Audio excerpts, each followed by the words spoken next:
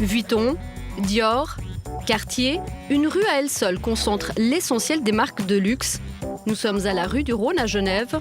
C'est samedi après-midi. Ici, le moindre accessoire se chiffre en milliers de francs, mais pas de quoi décourager les nombreux consommateurs présents ce jour-là. Vous, madame, vous êtes prête à mettre combien pour des articles de luxe? Ça dépend. C'est des coups de cœur généralement.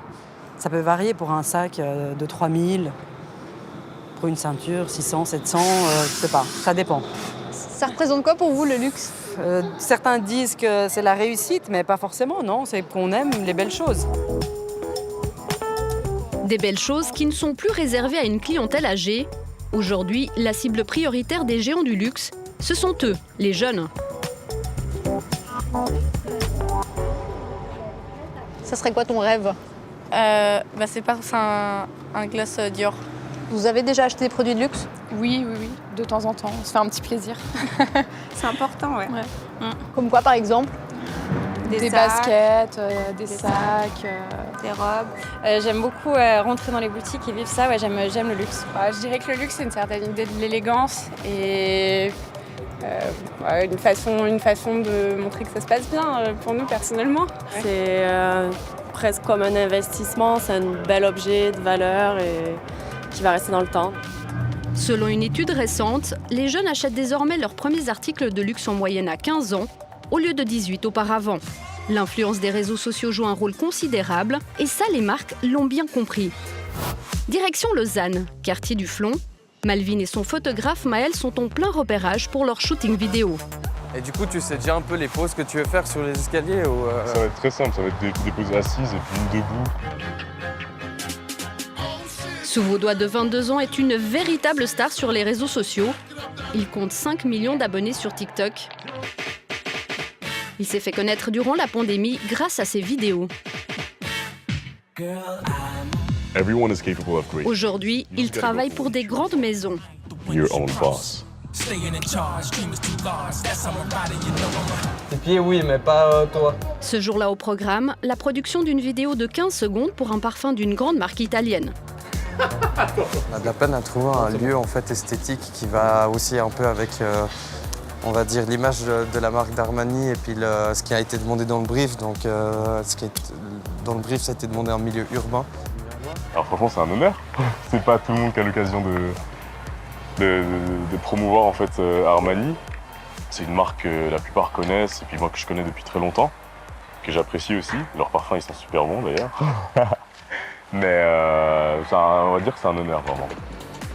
Pas très convaincu par leur premier essai, le duo décide de changer de spot. Dans le monde de TikTok, on est souvent entouré par de la musique, du coup on a toujours des musiques dans la tête. C'est pas facile.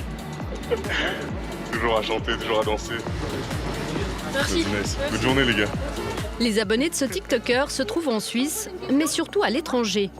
États-Unis, Brésil, France ou encore Allemagne. Une aubaine pour les marques, elles ciblent ainsi une importante communauté jeune et connectée pour un budget bien inférieur à un traditionnel spot publicitaire diffusé en TV. Mais niveau argent, c'est top secret. Ni Armani ni Malvin ne communiquent des chiffres. Selon nos calculs, pour sa vidéo de 15 secondes, il pourrait toucher entre 5 et 10 000 francs. Bien peu de choses pour une grande marque, mais une belle somme pour Malvin, même s'il doit rémunérer son photographe et son agent. Trop bien, c'est bon. Alors mon revenu principal, c'est les réseaux sociaux, oui.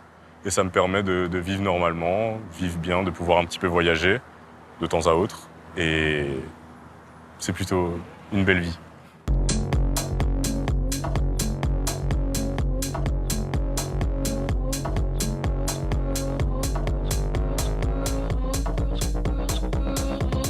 C'est un vrai job?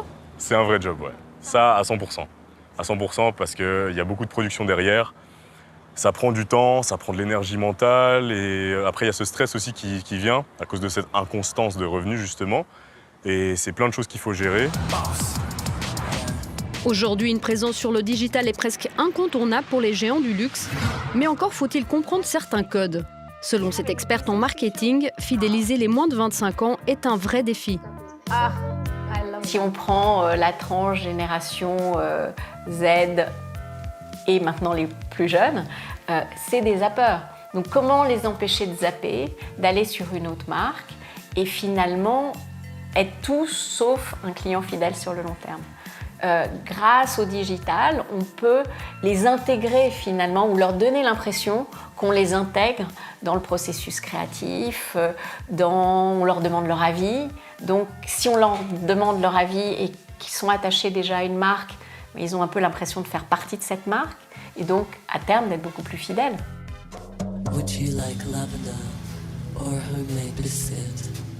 Les grands groupes de luxe comme LVMH, Kering ou encore Richemont enregistrent des chiffres d'affaires records, en partie grâce à cette nouvelle clientèle. En 2022, le marché a progressé de 15% et pèse désormais plus de 350 milliards de francs. En comparaison, l'économie mondiale a connu une croissance de 3%. Mais partons maintenant du côté des marques. Sans surprise, peu acceptent de parler de leur stratégie. Chez Clarins, un des leaders mondiaux des cosmétiques haut de gamme, interagir sur le digital est une de ses priorités. La marque dispose même d'un studio dédié, entre autres, aux créations pour le web. Le but aujourd'hui, c'est vraiment d'être à l'écoute, bien sûr, de ce marché, de nos consommateurs, consommatrices, et de répondre à leurs besoins. Aujourd'hui, sur notre compte Instagram, on a pris connaissance, il y a 1-2 ans, déjà que c'était la vidéo. On fait des reels, des vidéos, du contenu. On essaye de faire du contenu sympa, différent, qui vont donner envie de rester sur notre page Instagram. Cette présence sur les réseaux passe aussi par des collaborations régulières avec des influenceurs. Pour les marques, l'enjeu est stratégique. D'ailleurs, pour éviter tout bad buzz, Clarins sélectionne soigneusement ses créateurs de contenu. La stratégie influenceur, c'est quelque chose qui doit être réfléchi. Il y a des critères de sélection. C'est pas qu'on collabore avec une fille parce qu'elle a 400 000 abonnés et puis qu'on est juste attiré par ses abonnés. Non, c'est est-ce qu'il y a de l'authenticité, est-ce que le profil fait sens pour Clarins, est-ce que les valeurs sont adéquates, est-ce que la communauté, les followers sont suisses, en tout cas la majorité vient de Suisse. L'une de ces égéries se trouve à Neuchâtel. Ce matin, c'est jour de livraison. Harmonie reçoit régulièrement des produits de la marque, avec qui elle collabore depuis 3 ans. Alors j'ai reçu le nouveau double sérum de la marque Clarins, qui vient d'améliorer sa composition. Et puis maintenant, il ne me restera plus qu'à l'essayer.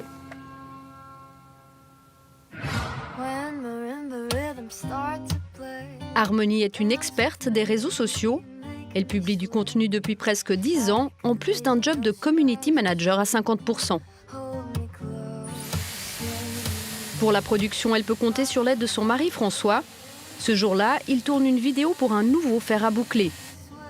Ouais, c'est beau, j'ai fait un flou à la fin. Cool.